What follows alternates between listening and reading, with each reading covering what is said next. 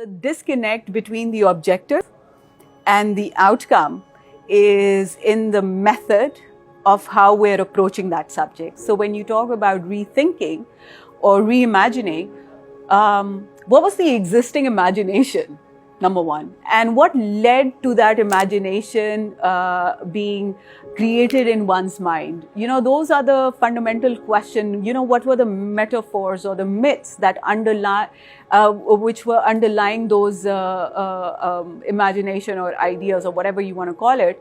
So I think that deeper level only happens in people who have the capability to accommodate an alternate view.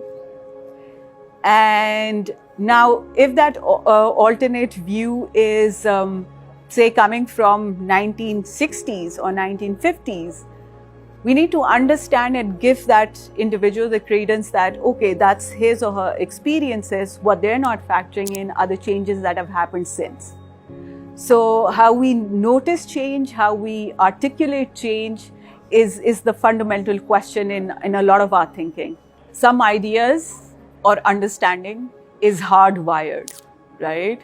And so the challenge, what we need to understand, the challenge is not to fight those neurons or those connections.